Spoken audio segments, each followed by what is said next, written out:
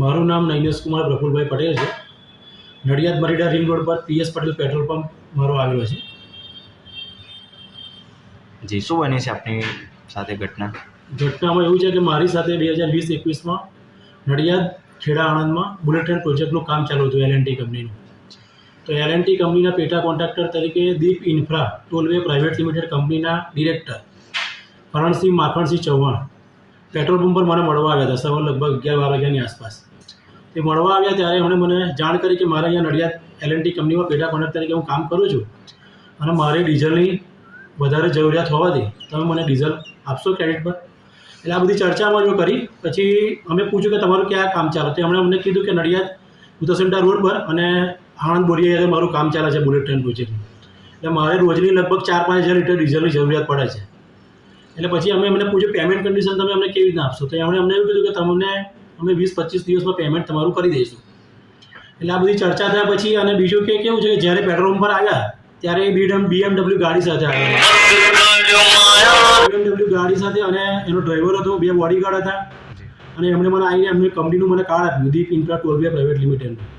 એટલે બધું અમે ચેક કરવાનું લાવ્યું, પાર્ટી જેન્યુઅન છે અને સારી કંપનીનો માલિક છે એટલે અમારે વાંધો નહીં આવે ડીઝલ આપવામાં. એટલે પછી અમે સ્ટાફ જોડે બધું નક્કી કરી અને પછી અમને આપવાનું નક્કી કર્યું.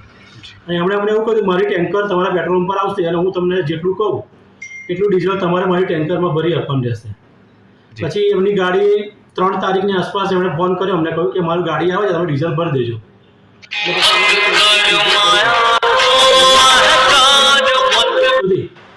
અમે એમને ટોટલ 35,000 લીટર ડીઝલ એમને આપેલું છે અને એની રકમ જે 31,17,800 રૂપિયા રકમ થાય છે.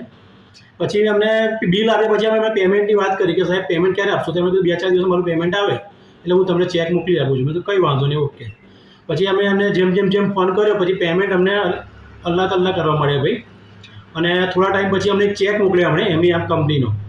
એ ચેક પણ અત્યારે હાલ બાઉન્સ થયો છે અને અમને કોઈ પેમેન્ટ અત્યાર સુધી ₹1 મળ્યો નથી. એમનું જે કરણસિંહ ચૌહાણે છે ને પ્રી પ્લાનિંગ કરીને અમારી જોડે છેતરપિંડી કરી હોય એવું અમને લાગ્યું છે.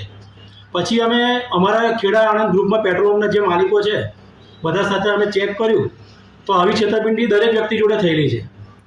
સુરતથી લઈને અમદાવાદ સુધી લગભગ 15 થી 20 પેટ્રોલ પંપના માલિક સાથે આ કરણસિંહ ચૌહાણે છેતરપિંડી કર્યો છે એવી અમને માહિતી મળી. એટલે છેલ્લા 2 વર્ષથી અમે એમની સાથે જોડે કોન્ટેક્ટમાં રહી અને ડીઝલની ઉઘરાણી કરતા હતા પૈસાની. પણ એ ભાઈ અમને જ્યારે ત્યારે વાયદા કરે અને આવે એટલે તમને આપી દઉં છું, આવી બધી વાતો કરતા અલ્લાહ. એટલે અમે છેવટે કંટાળીને છેલ્લા 2-3 દિવસ પહેલાં નડિયાદ ટાઉન પોલીસ સ્ટેશનમાં કરણસિંહ માખણસિંહ ચૌહાણ સામે ગુનો દાખલ કરાવેલ છે. એટલે અમને પોલીસ જોડે એટલી આશા છે કે ભાઈ આ વ્યક્તિને પકડી લાવી કડક ને કડક કાર્યવાહી કરી અને અમને અમારા 31,17,800 અમને અમારું પેમેન્ટ મળી જાય તેવી પોલીસ જોડે અમને એક આશા છે.